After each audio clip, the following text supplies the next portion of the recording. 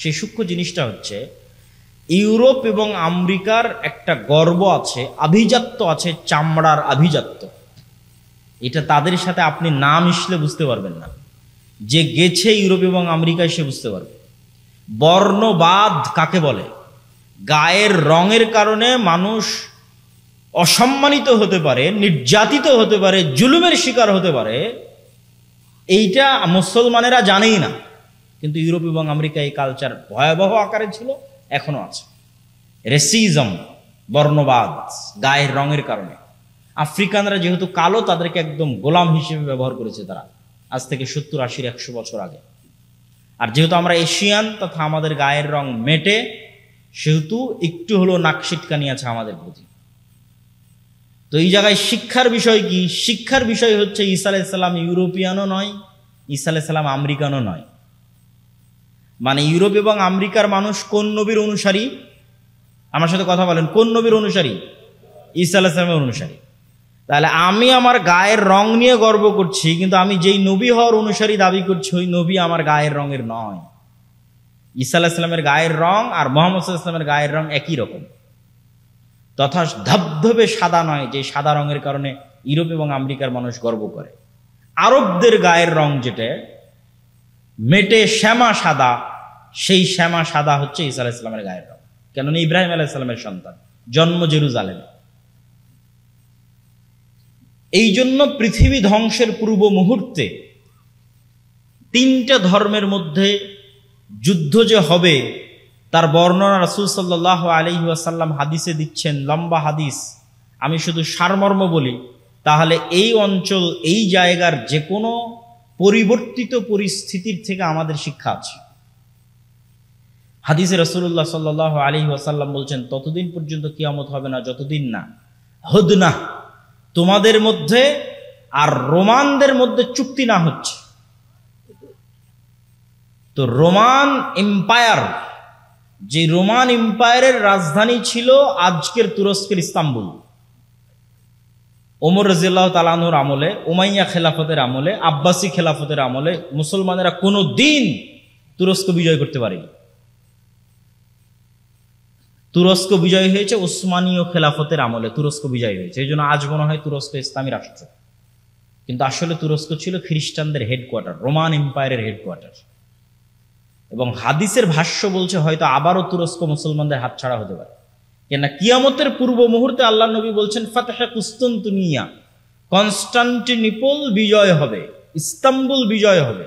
Istanbul তো এখনই মুসলমানদের হাতে আছে, তাহলে কিভাবে মুসলমানেরা বিজয় করবে কিয়ামতের পূর্ব মুহূর্তে? তো আমি যেটি বলছিলাম যে এই জেরুজালেমের গুরুত্ব বোঝানোর জন্য, যে কিয়ামতের পূর্ব মুহূর্তে রোমান খ্রিস্টানদের সাথে মুসলমানদের চুক্তি হবে। চুক্তির ভিত্তিতে রোমান খ্রিস্টান এবং মুসলমানেরা এক তৃতীয় পক্ষের বিরুদ্ধে যুদ্ধ করবে। সেই তৃতীয় পক্ষ কারা হবে? সম্ভাব্য ইহুদিরা হতে পারে, আরো অন্য কেউ হতে পারে, কিন্তু সমূহ সম্ভাবনা আছে যে তৃতীয় পক্ষ হবে ইহুদিরা। রোমান খ্রিস্টান আর মুসলমানেরা একত্রিত হয়ে তাদের বিরুদ্ধে যুদ্ধ করবে এবং এই যুদ্ধে বিজয় হবে। এই যুদ্ধে বিজয় হওয়ার পর একজন খ্রিস্টান এভাবে ক্রুশ উত্তোলন করে বলবে যে ক্রুশের বিজয় হোক, বা ক্রুশের কারণে আমরা বিজয়ী হয়েছি। তখন আরেক মুসলমান লাফ দিয়ে উঠে সেই ক্রুশকে ভেঙে দিবে। যখন আরেক মুসলমান লাফ দিয়ে উঠে ক্রুশকে ভেঙে দিবে, তাকবীর ধ্বনি দিবে, তখন খ্রিস্টান এবং মুসলমানের যে চুক্তি হয়েছিল চুক্তি লঙ্ঘন হয়ে তারা মুখোমুখি দাঁড়িয়ে যাবে যুদ্ধের জন্য। যখন খ্রিস্টান এবং মুসলমানেরা মুখোমুখি দাঁড়িয়ে যাবে যুদ্ধের জন্য, আর তারা উভয়ই জনবহুল, খ্রিস্টানরা আজকেও জনবহুল, সেই দিনও জনবহুল থাকবে। 80টা পতাকার অধীনে তারা একত্রিত হবে, এক এক পতাকার অধীনে 12,000 করে সৈন্যবাহিনী থাকবে। এই 80টা পতাকার অধীনে 12,000 করে সৈন্যবাহিনী নিয়ে যখন তারা একত্রিত হবে, তখন প্রায় 10 লক্ষের কাছাকাছি। তখন যে যুদ্ধ হবে, এই যুদ্ধের বর্ণনা দিতে গিয়ে রাসূল সাল্লাল্লাহু আলাইহি ওয়াসাল্লামের ভাষা অনুযায়ী 2টা বাক্য মনে রাখার মতো। একটা হচ্ছে যে একটা পরিবারে যদি 100 জন সদস্য থাকে তো 99 জন মারা যাবে, একজন বেঁচে থাকবে। একটা হচ্ছে একটা পাখি যদি আকাশে উঠতেই থাকে তো 1 মাস উঠতে থাকলেও সে লাশ ছাড়া আর কিছু পাবে না। এত ভয়ঙ্কর যুদ্ধ হবে এবং এত বেশি পরিমাণে মানুষ মারা যাবে। রাসূলুল্লাহ সাল্লাল্লাহু আলাইহি ওয়াসাল্লাম বলছেন, আমার উম্মত ওই দিন 3 ভাগে বিভক্ত হবে। এক ভাগ যুদ্ধের মাঠ থেকে পালিয়ে যাবে, এদের তওবা আল্লাহ কোনোদিন কবুল করবে না। যুদ্ধের মাঠ থেকে পালিয়ে যাওয়া কবিরা গুনাহের লিস্টে প্রায় প্রত্যেক হাদিসে রাসূলুল্লাহ সাল্লাল্লাহু আলাইহি ওয়াসাল্লাম যখন কবিরা গুনাহের লিস্ট করেছেন, শিরক করা, জেনা করা, নিরপরাধ মানুষকে হত্যা করা, সুদ খাওয়া, তখন বেশিরভাগ হাদিসে একটা বড় কবিরা গুনাহ আছে, জিহাদের মাঠ থেকে পালিয়ে যাওয়া। এটা অনেক বড় কবিরা গুনাহ। তো একদল উম্মত সেই দিন জিহাদের মাঠ থেকে পালিয়ে যাবে, এদের তওবা আল্লাহ কোনোদিন কবুল করবে না। একদল উম্মত ওই যুদ্ধে শহীদ হবে, এরা হবে পৃথিবীর সর্বশ্রেষ্ঠ শহীদ। আর আরেক দল উম্মত ওই যুদ্ধে বিজয়ী হবে, তারা আর কিয়ামত পর্যন্ত কোনোদিন ফিতনায় পতিত হবে না। আল্লাহু আকবার। যারা বিজয়ী হবে। এই যুদ্ধগুলো কোথায় সংঘটিত হবে? এই যুদ্ধ সংঘটিত হওয়ার যে জায়গাগুলো রাসূলুল্লাহ সাল্লাল্লাহু আলাইহি ওয়াসাল্লাম বলছেন, এগুলো সব সিরিয়া, তথা সিরিয়া বলতে আমরা বুঝি ফিলিস্তিন, ইসরায়েল, জর্ডান, আজকের সিরিয়া সব মিলে। তো এই যুদ্ধ সংঘটিত হবে সিরিয়াতে। আমাক এবং দাবেক নামক জায়গায় রোমানরা সেনাবাহিনী সমাবেশ ঘটাবে। এই আমাক এবং দাবেক হচ্ছে সিরিয়ার তুরস্কের সীমান্তবর্তী অঞ্চল। আর গুতা নামক জায়গায় মুসলমানদের হেডকোয়ার্টার হবে, এটা হচ্ছে দামেস্কের নিকটবর্তী অঞ্চল। তাহলে সিরিয়ার গুরুত্ব কিয়ামতের পূর্ব মুহূর্তে সংঘটিত হওয়া প্রত্যেকটা ঘটনার সাথে আছে। এখানে আরো একটি বিষয় আপনাদের মনে রাখতে হবে, কেন সিরিয়ার গুরুত্ব আছে। এই জন্য গুরুত্ব আছে যে মক্কা এবং মদিনা ফিতনা থেকে মাহফুজ। এমনকি দাজ্জালের ফিতনা পর্যন্ত মক্কা মদিনায় প্রবেশ করবে না। তাহলে মক্কা এবং মদিনায় মারামারি হওয়ার কোনো প্রশ্নই নাই, গন্ডগোল, যুদ্ধ বিগ্রহর কোনো প্রশ্নই নাই। এই জন্য রাজনৈতিকভাবে আর কোনোদিন রাজধানী মক্কা মদিনায় ফিরে যায়নি। খোলাফায়ে রাশিদিনের পর থেকে নিয়ে আজ পর্যন্ত, আজ 1400 বছর পার হয়ে গেছে, রাজনৈতিকভাবে কোনো শাসন আমলের রাজধানী আর মক্কা মদিনা হয়নি। কেন? ওইটা কিয়ামত পর্যন্ত ফিতনা থেকে মাহফুজ, দাজ্জালের ফিতনা থেকেও মাহফুজ। তাহলে হবে কোথায়? হবে তৃতীয় পবিত্রতম মসজিদ, তৃতীয় পবিত্রতম জায়গা, যেখানে ইবাদতের জন্য সফর করা যায়। ইবাদতের জন্য পৃথিবীর 3টা জায়গা বাদে বাকি যে কোনো জায়গায় ইবাদতের উদ্দেশ্যে সফর করলে গুনাহ হবে। কেউ যদি বলে আমি দারুল উলুম দেওবন্দ যাব, মদিনা ইসলামী বিশ্ববিদ্যালয় যাব, আজহার বিশ্ববিদ্যালয় যাব, এমনকি কেউ যদি নিয়ত করে যে আমি নবীর কবর দেখতে যাব, তাহলে কিছু নেকি পেতে পারি, এই নিয়তে যদি যায় গুনাহ হবে। মসজিদে নববীতে সালাত আদায় করব, এই নিয়তে যাবে, নেকি পাবে। মসজিদে নববীতে চলে এসেছি তাই আল্লাহর নবীর কবর জিয়ারত করব, এটা ভিন্ন কথা।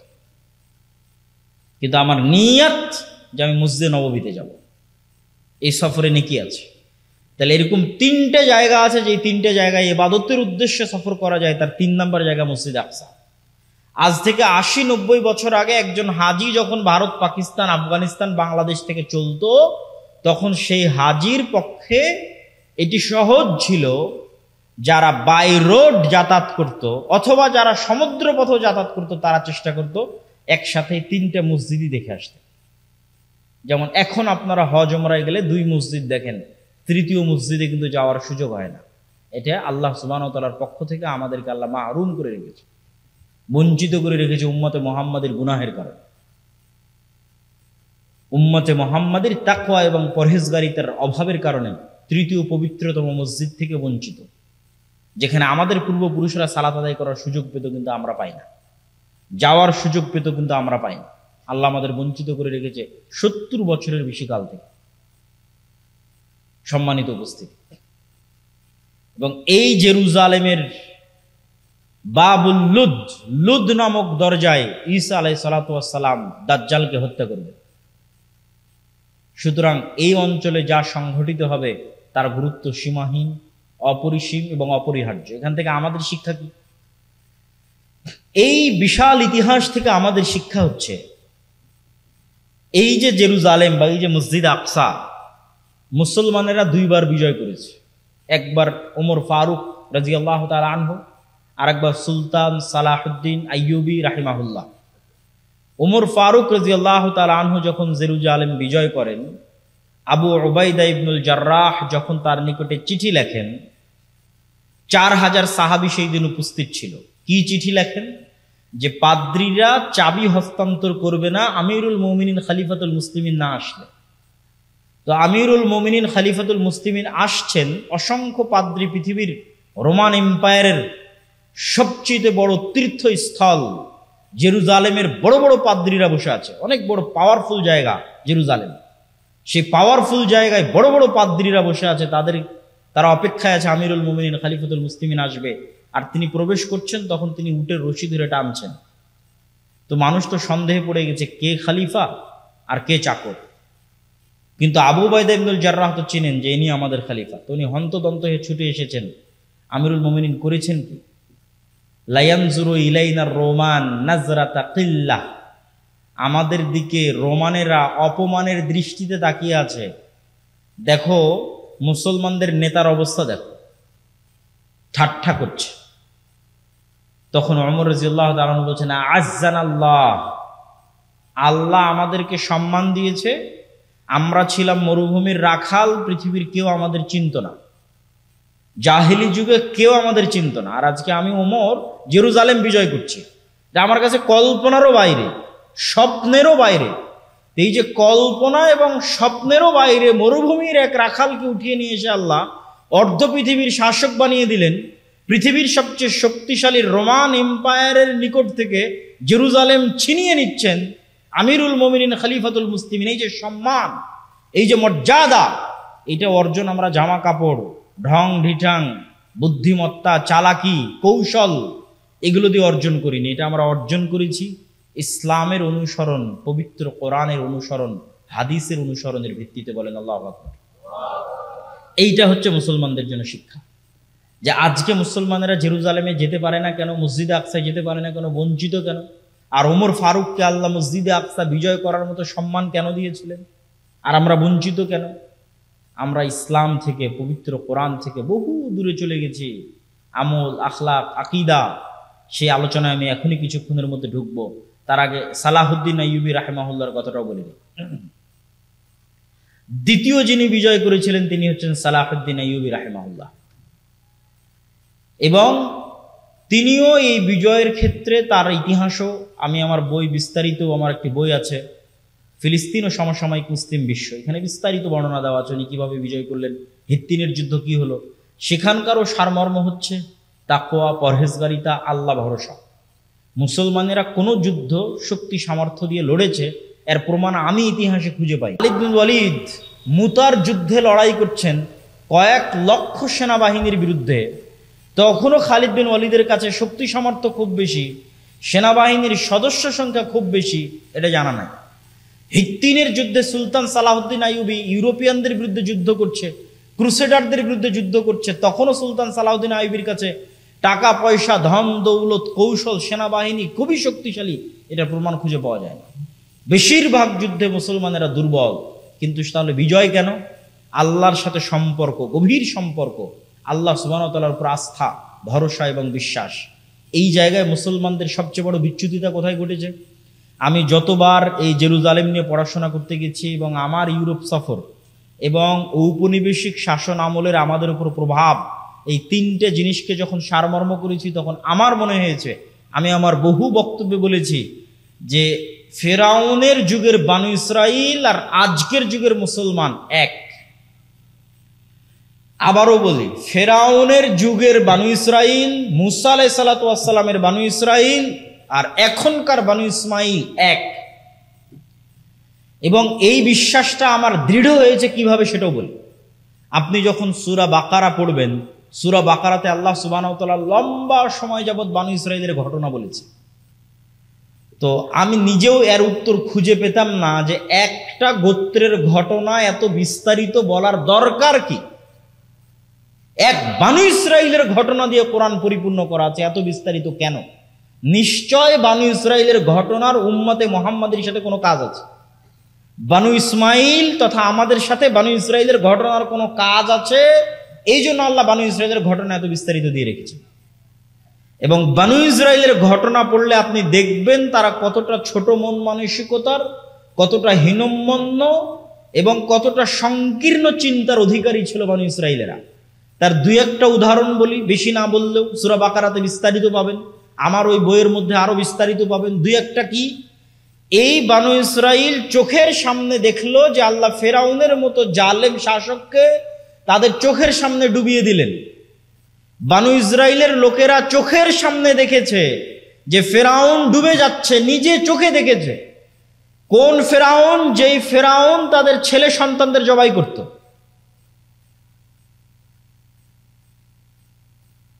ইউযাববিহুনা আবনাআকুম ওয়া ইস্তাহয়ুনা নিসাআকুম, এই সেই ফেরাউন যে তোমাদের ছেলে সন্তানদের জবাই করত, মেয়ে সন্তানদের বাঁচিয়ে রাখত।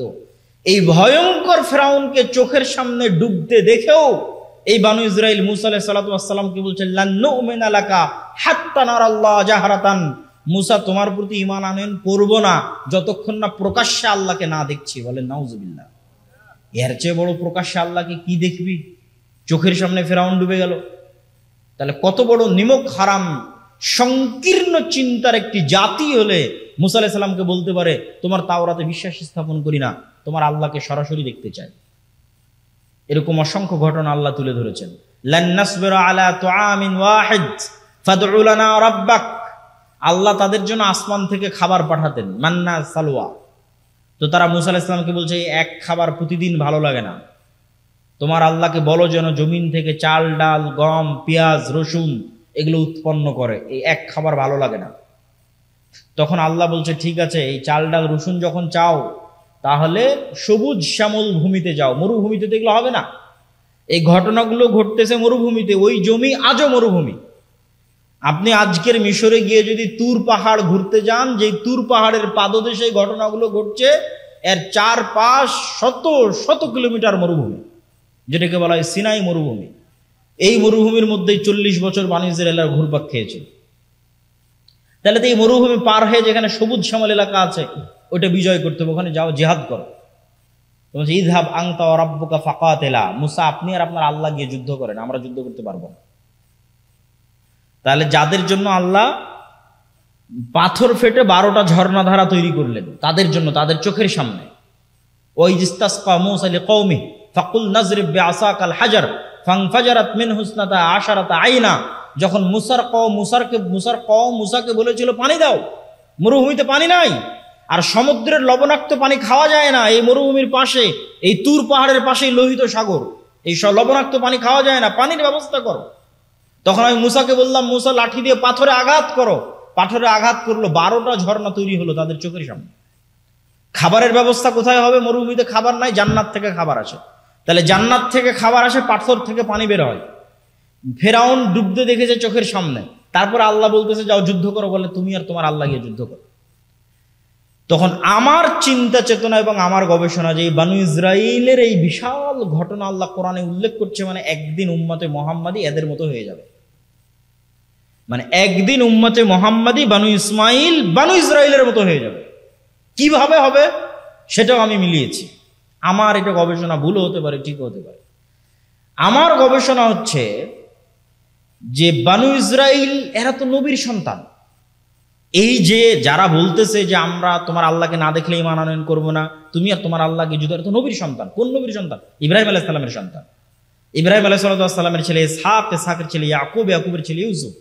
ইউসুফ কুয়াতে নিক্ষিপ্ত হয়ে ভাইয়েরা ফেলে দিয়েছে, ওখান থেকে মিশরের বাজারে বিক্রি হয়েছে। তারপরে ইউসুফ আলাইহিস সালামের মৃত্যুর 300-400 বছর পর মুসা আলাইহিস সালাম, একই বংশ। ইউসুফ আলাইহিস সালাম যেই বংশ, মুসা আলাইহিস সালাম ওই বংশ। ইউসুফ আলাইহিস সালামের 300-400 বছর পর মুসা আলাইহিস সালাম। তাহলে 300-400 বছরে এত পরিবর্তন নবীর সন্তানদের কেমনে সম্ভব? এর আর দ্বিতীয় কোনো উত্তর নাই যে ইউসুফ আলাইহিস সালামের মৃত্যুর পর ইউসুফ আলাইহিস সালামের যাদের সাথে জোট ছিল তাদের যখন পতন হয়, আর ফারাওদের যখন উত্থান হয়, তখন এরা আগের সরকার আর আগের সরকারের সাথে যাদের জোট ছিল উভয়ের উপর জুলুমের স্টিম রোলার চালায় ফারাওরা। তাহলে আগের সরকারের জোট সরকারকে ইউসুফ আলাইহিস সালাম মন্ত্রী ছিল, আর তার ভাইয়েরা 12 ভাই। ওই 12 ভাইয়ের জন্য 12টা ঝর্ণা তৈরি হয়েছিল। 12 ভাইয়ের সন্তানের জন্য নদীতে যখন আল্লাহ বলেছিল যে সমুদ্রের রাস্তা তৈরি হও, 12টা রাস্তা তৈরি হয়েছিল ইউসুফ আলাইহিস সালামের 12 ভাইয়ের 300-400 বছর পরের পরবর্তী বংশধরের জন্য 12টা রাস্তা তৈরি হয়েছিল। আর পাথর ফেটে 12টা ঝর্ণাও বের হয়েছিল ইউসুফ আলাইহিস সালামের 12 ভাইয়ের 300-400 বছর পরবর্তী বংশধরের জন্য। এরা নবীর সন্তান। তাহলে এই 300-400 বছর ফেরাউনের গোলামি করতে করতে করতে করতে অন্তর ছোট হয়ে গেছে, আত্মমর্যাদা হারিয়ে ফেলেছে, গোলামের কোনো আত্মমর্যাদা থাকে না, নেতৃত্বের গুণ হারিয়ে ফেলেছে, মিথ্যা বলা, চুরি, ডাকাতি, দুর্নীতি, যত রকমের ধোঁকাবাজি, শঠতা, সকল কিছু গোলামি করতে করতে শিখে ফেলেছে। কেননা যখন একটা মানুষ গোলাম হয় তখন এগুলো শিখতে বাধ্য হয়।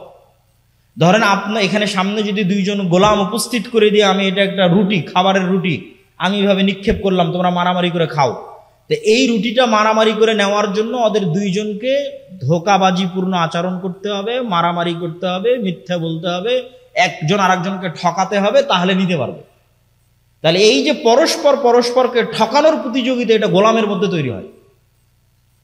তাহলে দীর্ঘ 250-300 বছর ফেরাউনের গোলাম থাকার কারণে নবীর সন্তানরা এরকম হয়ে গেছে।